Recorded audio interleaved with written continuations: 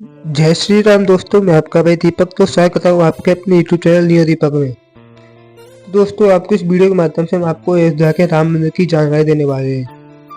राम मंदिर में क्या क्या तैयारी, क्या क्या व्यवस्थाएं चल रही है, तो बने रहे वीडियो में एंड तक। और दोस्तों, हमारी वीडियो को ज़्यादा से फुल वॉच करें, जिससे हमारा वॉच टाइम कंप्लीट हो पाए। हमें थोड़ी सी वॉच टाइम की जरूरत है हमारे चैनल मोनेटाइज होने में, जिससे आपका थोड़ा बहुत सपोर्ट और चाहिए, हमें ज़्यादा से सपोर्ट करें। तो दोस्तों, आइए बात करते हैं अयोध्या में राम मंदिर के दिन हमें क्या क्या तैयारी करनी चाहिए अपने घरों में। अयोध्या में भगवान राम के मंदिर के उद्घाटन के दिन पूरे देश में सभी मंदिरों में पूजा पाठ किया जाएगा। शाम के समय सभी मंदिरों में दीपोत्सव कार्यक्रम पर दीपावली मनाई जाएगी। इसके साथ ही देश के हर समाज के लोगों से भी अपने अपने घरों के सामने कम से कम 5 दीपक जलाने की अपील की जाएगी। यह भगवान राम की अयोध्या वापसी के तौर पर देखा जाएगा। अयोध्या का यह मंदिर 5000 साल की लड़ाई की जीत के धार्मिक और पौराणिक मान्यता, विश्वास और भगवान राम की जन्मभूमि से जुड़ा है। मंदिर का कार्य लगभग पूरा हो चुका है और इसकी प्राण प्रतिष्ठा की तैयारी चल रही है। इसके लिए 22 जनवरी 2024 की तिथि तय हुई है। 22 जनवरी 2024 का स्वर्ण दिन इतिहास के पन्नों में दर्ज किया हो जाएगा। तो दोस्तों, अब हम बात करते हैं चमत्कार की। अयोध्या में रोज नए नए चमत्कार हो रहे हैं। अयोध्या में जटायु का वंशज, भालू जामंत का वंशज और बानरों का झुंड देखने को मिला। अयोध्या में नए नए चमत्कार हो रहे हैं। अयोध्या में अचानक भालू जामंत का झुंड दिखाई दिया। ये जाति भारत से बिल्कुल विलुप्त हो चुकी है। राम मंदिर की प्राण प्रतिष्ठा से पहले अयोध्या में बानरों का झुंड पहुंच गया और इसके साथ ही जामंत और इसके साथ ही रावण का भाई विभीषण भी अयोध्या में दिखाई दिया। तो अयोध्यावासी इसको चमत्कार मान रहे हैं। जब क्या हुआ, जब अयोध्या में जब बानर आ पहुंचे, ये बंदर जटायु जामंत अयोध्या क्यों आ रहे हैं? लोग इनकी पूजा भी कर रहे हैं। लोग इनको अपना भगवान राम की प्राण प्रतिष्ठा में शामिल कर रहे हैं। अयोध्या में बड़ी तादाद में जटायु जामंत बंदर देखते को मिल रहे हैं। राम मंदिर की प्राण प्रतिष्ठा नजदीक है। उससे पहले कई हाथियों का झुंड अयोध्या पहुंच गए। लोग इनको राम मंदिर की प्राण प्रतिष्ठा में शामिल कर रहे हैं। राम मंदिर की प्राण प्रतिष्ठा में हर कोई अपना दान दे रहा है। राम मंदिर की रसोई के लिए राजस्थान से तेल आ रहा है। राम मंदिर बनने की खुशी में राम मंदिर के लिए बड़े बड़े दान भी आ रहे हैं। राम मंदिर के लिए नेपाल से सिलाई आई है, जिससे भगवान राम की मूर्ति का निर्माण किया गया है। राम मंदिर की प्राण प्रतिष्ठा के दिन अयोध्या में लाखों राम भक्त अयोध्या पहुंचेंगे। राम मंदिर की ऊंचाई 161 फीट की होगी। राम मंदिर का निर्माण लर्सन एंड टुर्बो कंपनी का रही है। राम मंदिर के वास्तुकार चंद्रकांत सोमपुरी ने किया है। राम मंदिर का फ्लैंस 20 अगस्त 2020 को किया गया। राम मंदिर 107 एकड़ जमीन में बन रहा है। राम मंदिर प्राण प्रतिष्ठा की तैयारियां जोर जोर से चल रही हैं। प्राण प्रतिष्ठा के दिन भगवान राम को राम मंदिर के गर्भगृह में रखा जाएगा। अयोध्या को बड़ौदा से 108 फीट लंबी अगरबत्ती भेजी जाएगी। राम मंदिर की प्राण प्रतिष्ठा के दिन 2500 हवन कुंड का निर्माण किया गया है। प्राण प्रतिष्ठा के बाद भगवान राम मूर्ति के अंदर ही प्रवेश हो जाएंगे। इस मंदिर को पुजारी मोहित पांडे को निश्चित किया गया है। मोहित पांडे 22 साल के हैं। राम मंदिर के लिए 121 किलो का घंटा लगाया जा रहा है। इसकी आवाज 10 किलोमीटर तक जाएगी। राम मंदिर की प्राण प्रतिष्ठा से पहले ही चमत्कार हो रहे हैं। राम मंदिर के कारीगरों को काम करने में डर लग रहा है। राम मंदिर में कई मजदूर कार्य कर रहे हैं। राम मंदिर के 22 जनवरी में 3 दिन के लिए बंद कर दिया जाएगा। राम मंदिर के प्राण प्रतिष्ठा के दिन राम भक्त अपने आराध्य प्रभु श्री राम की पूजा करेंगे। 22 जनवरी का दिन ऐतिहासिक दिन बन जाएगा। 22 जनवरी को पूरे भारत में दीपावली मनाई जाएगी। राम मंदिर बनने के बाद मथुरा जन्मभूमि बनाई जाएगी। राम मंदिर की प्राण प्रतिष्ठा के दौरान आप अयोध्या से प्रसाद भी ऑनलाइन मंगा सकते हैं। राम मंदिर की प्राण प्रतिष्ठा के दिन बहुत बड़े बिजनेसमैन, कार्यकर्ता, नेता, प्रधानमंत्री, मंत्री जैसे नेता आएंगे। उनके समारोह के लिए अयोध्या में वीआईपी व्यवस्थाएं की जाएंगी। 22 जनवरी को लोगों में बेसब्री से इंतजार कर रहे हैं। लगातार भक्तों में राम मंदिर की उत्सुकता बढ़ती जा रही है। साथ ही अयोध्या में ही नहीं, पूरे देश में राम मंदिर को उद्घाटन की उत्सुकता बढ़ती जा रही है। तो दोस्तों, प्राण प्रतिष्ठा के दिन भगवान राम की मूर्ति में प्राण प्रतिष्ठा का संचालन होगा। जब भगवान राम ने जल समाधि ली थी तो अयोध्या का सारा राजपाट लवकुश को सौंप दिया था। जब राम ने रावण को मारा था तब सभी लोग अयोध्या लौट गए थे, तो विभीषण भी आए थे। विभीषण को अमर का वरदान मिला था और कई दिन रुके थे। उसके बाद उन्होंने लंका का राजपाट संभाला और लंका का राजा बन गए। वे बहुत भाग्यशाली थे, क्योंकि जो भगवान की शरण में आ जाता है उसका बेड़ा पार हो जाता है। क्या विभीषण आज भी जिंदा है? हिंदू धर्म की पौराणिक कथा के अनुसार काफी चीजें आज भी मौजूद हैं। ये ऐतिहासिक मान्यताएं हैं कि प्राचीन काल में कभी अयोध्या नगरी का पुनरुद्धार उज्जैन के नरेश राजा विक्रमादित्य ने कराया था। उन्होंने ही राम जन्मभूमि पर भव्य मंदिर बनवाया था।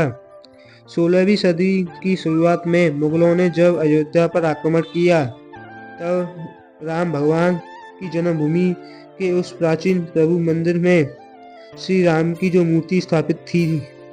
राम मंदिर के इतिहास के दौरान उन्हें पता चला कि यह अवध श्री राम की जन्मभूमि है। उसके बाद उन्होंने यहाँ काले कसौटी पत्थर में बने 84 स्तंभों वाले एक विशाल श्री राम मंदिर बनाया था।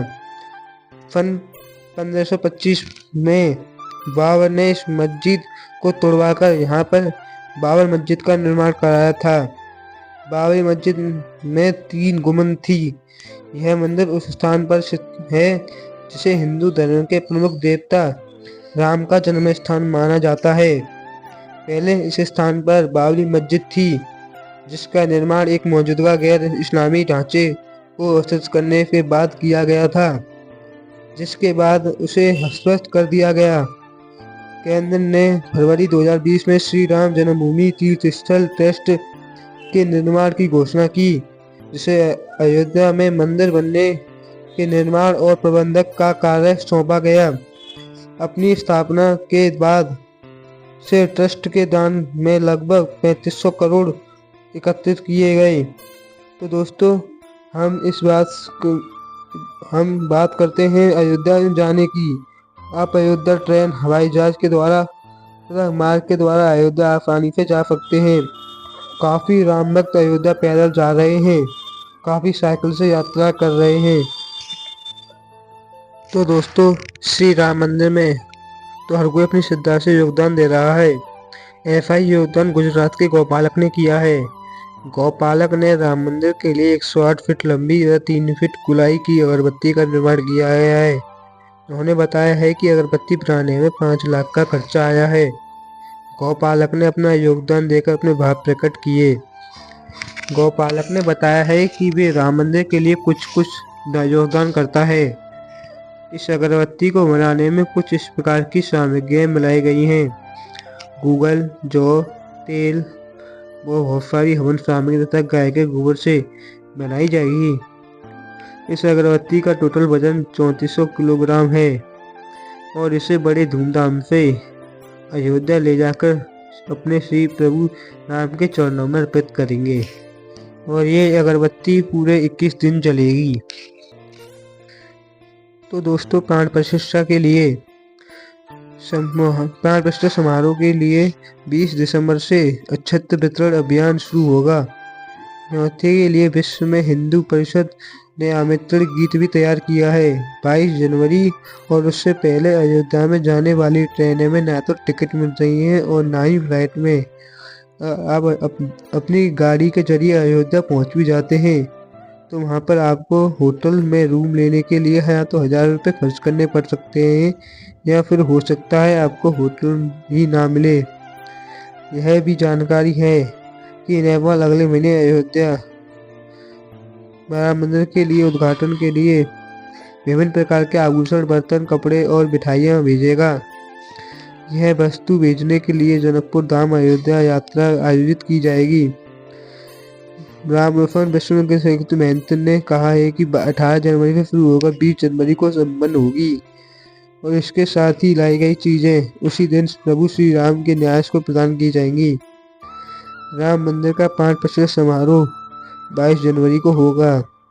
आपको बता दें, जनकपुर से आरंभ होने वाली यात्रा इन जिलों से निकलकर जलेश्वर, नाथ, मंगलावाय, सिमरौटगढ़, गढ़ीमाई, वीरगंज से होते हुए बेतुआ, कैसुई, कुशीनगर, सिद्धार्थनगर, गोरखपुर होते हुए उत्तर प्रदेश के अयोध्या पहुंचेगी। 22 जनवरी को प्राण प्रतिष्ठा से पहले ही चमत्कार पे चमत्कार देखने को मिल रहे हैं।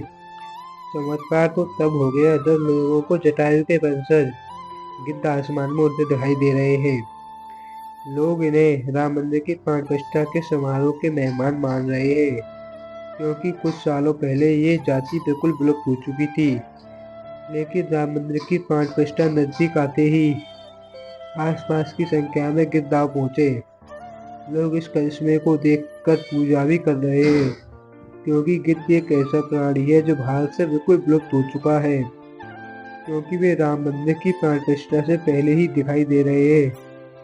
भगवान का चमत्कार मार्ग पूजा कर रहे हैं। दोस्तों, ये इतनी बड़ी बात हो सकती है क्योंकि कुछ लोग रामायण के होने ना होने पर ही सवाल उठाते हैं। उन लोगों का मानना है कि रामायण एक कहानी थी। दोस्तों, आज भी रामायण के कुछ जुड़े हुए सबूत आज भी मौजूद हैं, किसी को मानने या ना मानने को मजबूर कर रहे हैं। भगवान ने जो पुल बनाया था आज भी मौजूद है। वैज्ञानिक ने देखकर कहा है दिया है, यह पुल कोई प्राकृतिक नहीं, यह इंसानों द्वारा बनाया गया पुल है, क्योंकि रामायण को मानते हुए जटायु भगवान राम के बहुत बड़े भक्त थे। दोस्तों, भगवान राम का जन्म अयोध्या में हुआ था। दोस्तों, जब भगवान राम ने जल समाधि ली थी तभी से अयोध्या सूनी सूनी हो गई। तो दोस्तों, बात करते हैं भालू की। तो दोस्तों, राम मंदिर की प्राण प्रतिष्ठा से पहले अयोध्या में बहुत ही चमत्कार हो रहे हैं।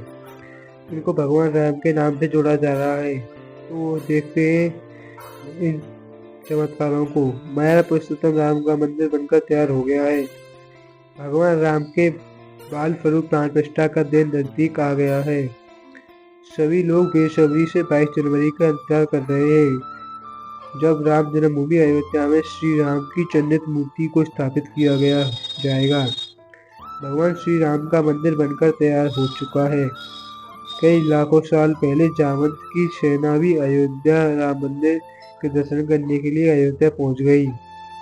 सत्ययुग में ब्रह्मा के आश्रम से पैदा हुए जामवंत महाशक्तिशाली थे। उन्होंने भगवान के 7वें जन्मों के दर्शन किए। भगवान राम की प्राण प्रतिष्ठा की तैयारियां जोर जोर से हो रही है। भालुओं का झुंड कल अयोध्या पहुंचा था। आजकल भालुओं की जाति बिल्कुल विलुप्त होती जा रही है। भालू अचानक जंगलों से अयोध्या आ पहुंचे। इसको भगवान राम का चमत्कार माना जा रहा है।